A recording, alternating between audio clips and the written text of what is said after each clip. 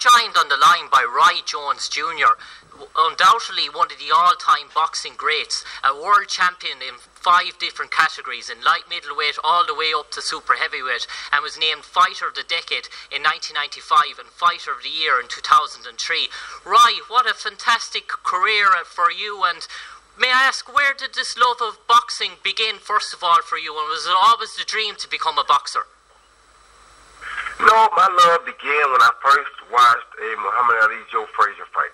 I realized that Muhammad Ali was bigger than just a boxing match. He was more of a thinker who knew how to fight, and that kind of intrigued me because I always saw myself as someone a thinker, and I knew right away that if somebody taught me how to fight, I could do exactly what he was doing to some degree, just that I hadn't been taught the skill of fighting. But I knew that I was a big thinker, and if I just got a little bit of fighting skills, I could be pretty impressed with my own self as a fighter. Yeah, and Roy, you had a glorious amateur career, and even in the Olympics as well, you had a fantastic career as well. And you went into professional boxing, and you went, I believe it was, you went 16-0, 16 straight knockouts in a row, and you won 34 fights in a row before your first professional world title fight against Bernard Hopkins. Was it always the aim to move up the categories, Roy, or were you ever content to say, I'm the best middleweight champion in the world, I'm the best super middleweight, I'm going to stay in that bracket, or was it always a dream to keep progressing up through the grades?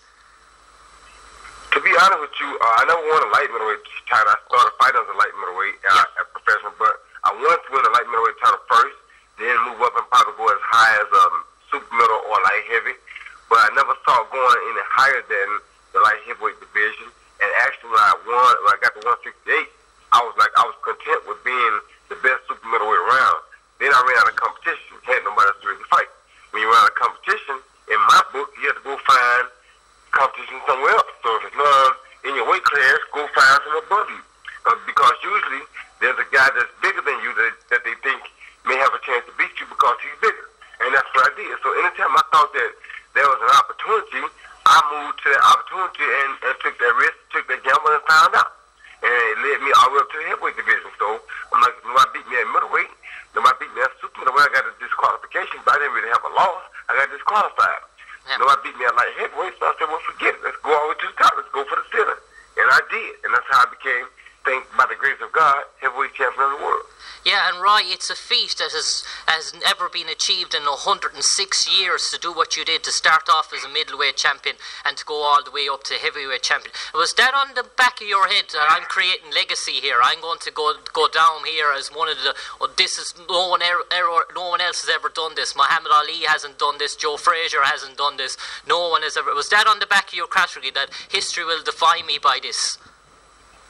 Yes, once I realized that was an opportunity, yes, I did. And what really was defining by was that the only person that had did it was Bob Fitzsimmons, and it had been over 106 years since he did it, but even he started professional boxing as a middleweight. I would become the only person to ever start my professional career as a junior middleweight and become heavyweight champion of the world. So yes, all of those things were heavily on my mind, and I knew that would definitely cement my legacy in boxing, because at that venture, I would have accomplished something that no other fighter ever had accomplished, and something else that nobody had did in over a century. Yeah, and you had some great fights during the 90s, some fantastic bouts there with Bernard Hopkins and James Toney, and some real classic encounters there. And even still, to this day, we still see Bernard Hopkins going strong. We still see fighters that actually. So it just goes to show the longevity of your careers and stuff. And you had some great battles. And what are your memories of some of those top draw fights? Just that these guys were true professional fighters. They were guys who took care of themselves, who knew how to go out and calculate or to go out and execute beautiful boxing moves and boxing maneuvers in a real prize fight. They weren't guys who just go out and look for one punch, or they wouldn't survive so long. They were guys that went out and actually took up and loved and studied the trade and the background and the history of boxing. They knew true boxing skills and boxing techniques. They were guys that were credible, and that's what allowed them to be able to last even up into today's time, because they were so good at their technique. Yeah, and Roy Jones, Jones, you're known for your fantastic hand speed and your movement and reflexes. And one of the all-times I remember growing up as a boy when I was 13, watching your knockout over and over again of the Australian fighter Glenn Kelly. And I'm just wondering there to myself, I was thinking about this going back in the car today, what was going through your mind at that sort of moment? Was it on the cards, you think, I'm going to try it, or was it just pure instinct? Do you know, when you put your hands behind your back? It was on the call. I said, you know what? I think because this guy's not punching anymore, I have to do something to make him feel safe enough to punch at me. Yeah, and that. So at that time when I thought about it, I said, okay, so what can I do? I said, well, if I put my hand behind my back, he'll probably punch at me. So I said, okay, let me try it. So I put my hand behind my back, and bing, he punched at me. I said, got him. And that's exactly what happened. But had I not put my hand behind my back, he was so afraid of my counter punches that he would have never punched at me had I not done that.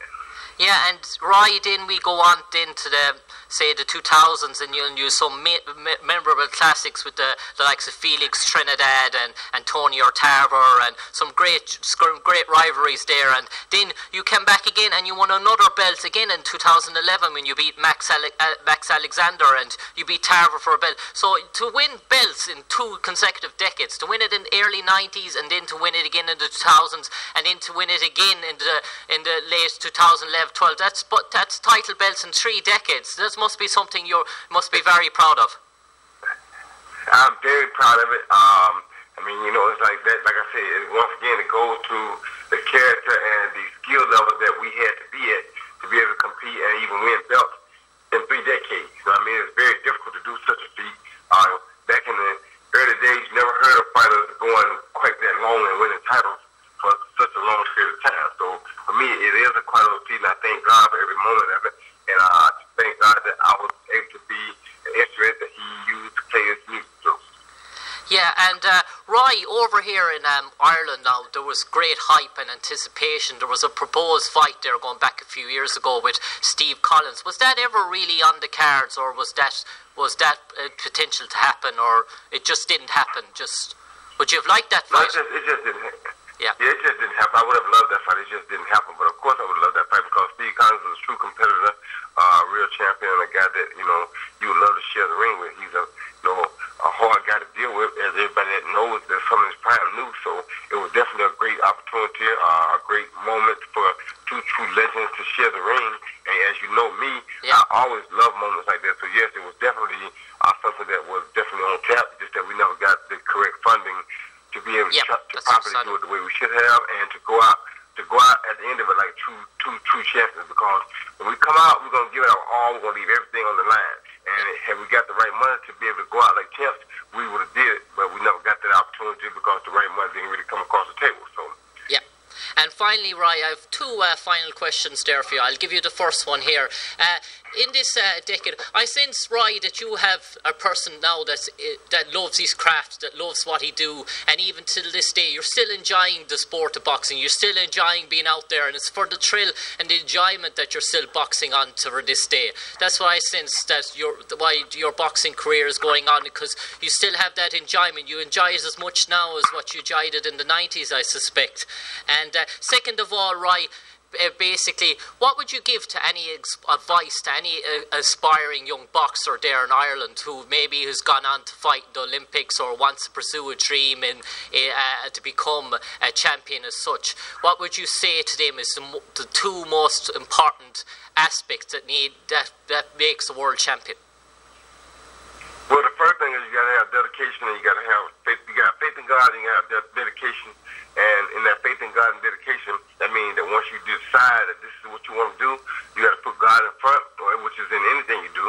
But you got to also dedicate yourself to the sport of boxing. The reason it's so hard and why I still do it and why I enjoy it is because I truly love the sport of boxing. Nobody's an amazing boxer. I mean, it's not even about the money, because most fights you're not gonna get the money you want anyway.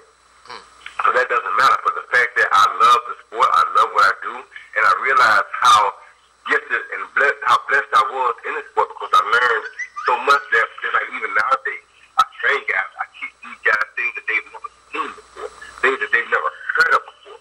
So it's like, how could you feel like you're threatening that boxing when most of these guys that are out there now, you know more than they ever thought? I forgot more than they'll ever learn.